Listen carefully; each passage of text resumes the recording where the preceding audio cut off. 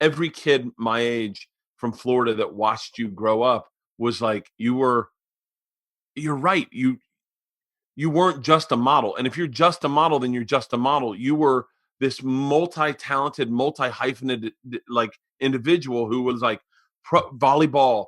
Oh, she also models like that. Like most people hang their hat on that. And Mhm. it's not that there's nothing wrong with modeling, but it's just such an empty hat ring. It's like being a TV host. I've always said it was like being a stripper. Like it's a lot of fun and it's good money, but you don't get anything from it at the end of the day. You just go to bed. And Right. so it was so wise because so many people would have folded in that decision-making process and been like, you're right, money's paying modeling. Let's just move to New York. I want to be famous. Can you Yeah. get me on MTV? As opposed to, oh, no, I got my eye on a prize and I see bigger things. And this is stuff I'll do also. Well, do you know it's like that unknown? It's like for an entrepreneur or any person who has sort of like they think they have some kind of talent or a calling. Is I do think we get something in our stomach that, and I try to remember this, and maybe you feel this way with your own kids. My kids know things about themselves and their life that I don't know yet, and I can't see as their parent, and I have to sometimes trust them. And it Oh, I'm not and good it's at fucking scary, right? that. No, Okay, but yeah. can you Yeah. imagine if you said to your dad, "I'm going to New York and it would be stand up." Something in your parents had to be like, uh, because that's the thing. I had ideas about what I was feeling and seeing about my own life that nobody could understand yet. And so I think that that's really like an important thing, whether you're a friend to somebody or you have a kid that's like, no, it's this thing. And it wasn't like I was laying on my ass and saying, oh, I'm a worker. So the other side of that was like, I was doing it, whatever the it was. What did your days look like in your senior year at Florida State? What did your days look like? Were you literally like, I'm just curious, like a full day? Because I know the athletes, the football players had like these blocks. Their days were written for them. What did your day look like your senior year, if you can remember?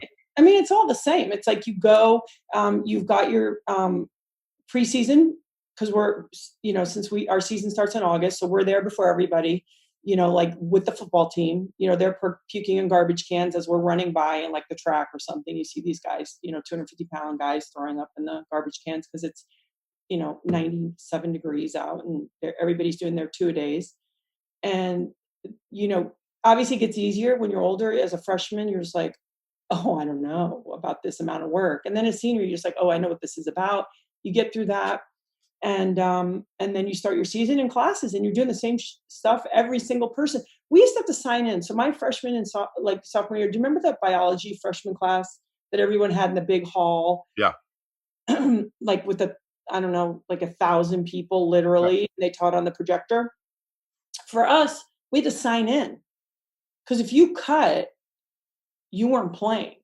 Oh my God, we So just you bitched had to about go to that. class. My coach was not fucking around. Like my coach said to me, after my freshman year, we went to like a NCAA and we got our asses handed to us by Texas.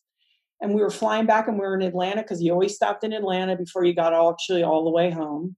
And while we were in there, Cecile would pull each player and like they review the season and review their academics and whatever. And so she pulls me over and I've always had like a natural chemistry with her. Like I'm still friends with her today and she really impacted me in a real way. But she said to me, hello, okay, so dear, let's talk about this and that. And then she goes, so let's talk about, I hear you're not going to your math class. And I was like, uh-huh. And she's kind of a scary lady, like Yeah. tough. And I was like, yeah, she goes, so do I need to get a new middle blocker or are you going to take care of that? And I was like, yeah, no, I got it, coach. And she's like, good talk, dear. Thank you.